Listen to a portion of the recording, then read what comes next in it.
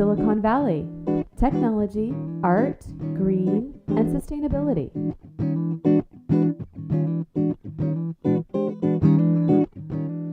Are we supposed to be quiet?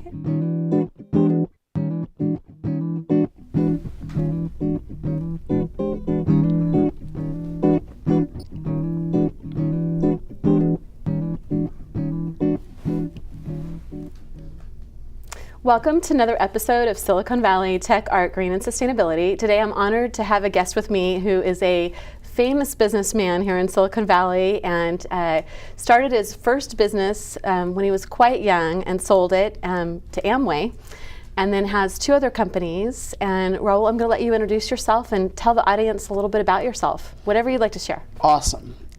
So thank you for that introduction. I'm going to use that on the next date I go on, that I'm a famous entrepreneur. So I went to college on a full scholarship, the University of Central Florida in Orlando, and I had a friend who was like, I think we should start a business in India. Now the only thing that's Indian about me is probably my name and the way I look, but other than that I'm pretty Americanized. You grew up in Florida. Grew up in Florida. Where in Florida? Boca Raton, Florida. Which I've never been to. Yeah, fun to go there someday. It's a fun place. It's kind of like heaven's waiting ground. It's I don't know if I can say that on TV, but it's an interesting place. It's kind of like the Los Gatos of Florida, South Florida. So I grew up in Florida, went to school at UCF, and then after a year of being in school, I listened probably pretty idiotically to a friend, and I dropped out of college. And let me tell you, my parents, who are two doctors, were really proud.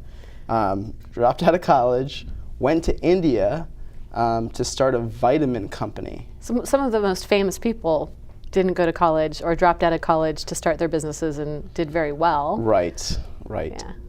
Yeah, I don't. So I went and I started this business, and I would say it was one of the best and worst experiences of my life. I already look young. I mean, You look like you're 18 right now. Right. Well, at that time I looked like I was 9. Can I see your ID, mister, in the bar? I sounded like I was 4, yeah. I'm really not of legal age. So my dad needs to sign the waiver. So I went and I started this business, and within a year I had run out of money. Like, I was out. And I had too big of an ego and too much pride to quit. So I called home, first time I talked to my parents in a year, and begged them to send me money. And you had raised money to start this business with the other friend. Yeah, I mean, like, my way of raising money was, we sold a lot of beer, like we threw parties in college. I mean, it's not your standard way of going and raising money.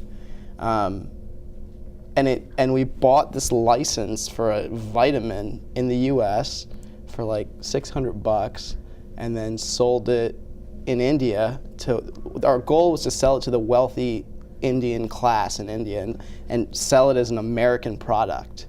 So that's what we tried doing. Ran out of money in a year, sold, and I was bad at managing money and bad at business. And then I made a massive mistake, which was, first of all, no bank was gonna let an American kid who had no business experience and looked like he was 5 borrow money.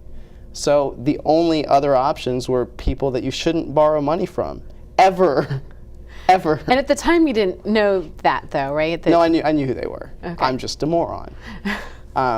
So I did. I went and borrowed money from, loan sharks, people that are in the business of extraordinarily high, like 150% interest rates.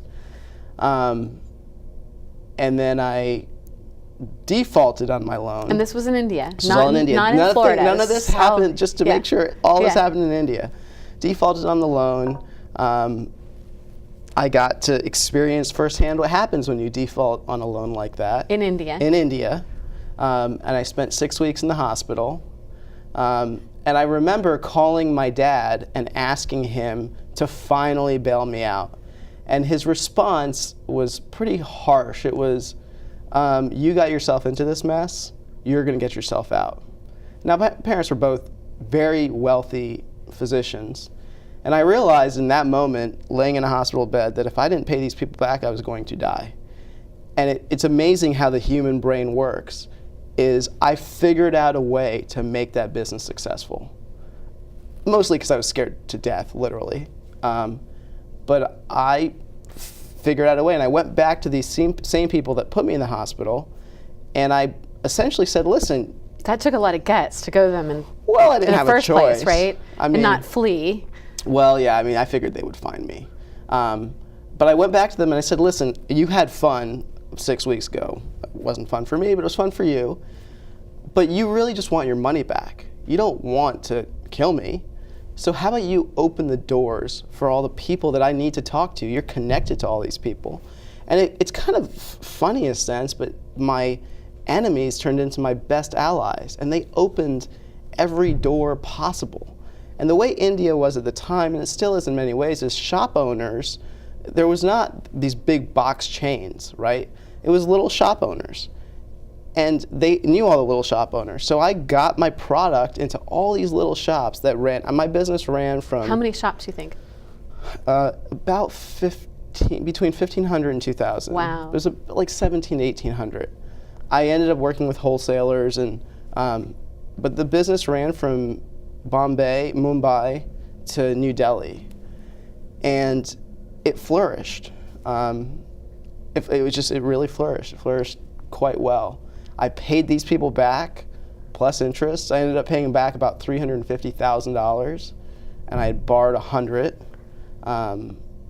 I was very happy. So they were very happy with you at this point. They were happy, and I was happy to end those. I haven't talked to them in 15 years, and never will again. And then when did you get a knock on the door from Amway? Yeah, but I didn't know who Amway was, and it wasn't Amway directly. It was a subsidiary of Amway that was opening up India, and I didn't know about Amway's model. I didn't know anything about that, and they literally said, "We will give you $1 million+," and I was like, "Where do I sign? And how the hell do I get out of this country as fast as possible?" So that's what I did. I literally I didn't know, I didn't negotiate, I did nothing. I just wanted out. And so you signed it off to them, and now they have the distribution that Which they is were what they looking wanted. for, right? And everything was good. So you went back. I went back to Florida. And then you started a couple businesses there. I did, yeah. So I started a business where I started a seminar business. Well, first I finished college because my parents were like... And you learned more about Amway there. And I did, and I was like, I should have sold for $10 million. Why? But it's okay. The smartest thing I did do with that money was I went home and I thanked my dad for not bailing me out, because I think if he would have, I would have probably turned into a rich, spoiled kid that would have never done anything with his life. It was a very pissed not bailing me out, but I was grateful that he didn't. I turned over the money to him, and I put it in trust, and I can't legally touch it till I turn 60. So I have like a retirement. That's nice. Yay. And then I still had no money. And no one else can touch it. And no one else can touch it either. Which is important. Right. So website rescue and popularity tech. Well, iPopularity, the site's coming down. We're rebranding as Popularity Tech. And are those the two you started in Florida, or? No, so I started a business in Florida. Have you seen the movie Hutch? Yeah. So I started a business in Florida, back in Orlando, where I taught guys how to go into bars and meet and talk to women. Really? Yeah. And it was successful? It was successful. I charged $3,000 per seminar, and it was like a 4-day seminar. Okay, we're not supposed to talk about money, so no money talk. Sorry. Well, sorry. You're not asking for money, so I guess that's okay. Yeah, sorry about that. But you had these guys that wanted to learn how to. Were they like tech people from different universities? They were mostly like engineers, or kind of what we see here when we go to a bar and you see all the guys like standing around the corners and thinking, and then women everywhere, but no one's talking to them. Those guys were my target audience. Well, I think Silicon Valley, it's supposed to be like.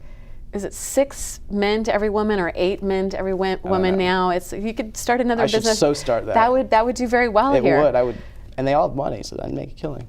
So, and was that with your business partners that you started that?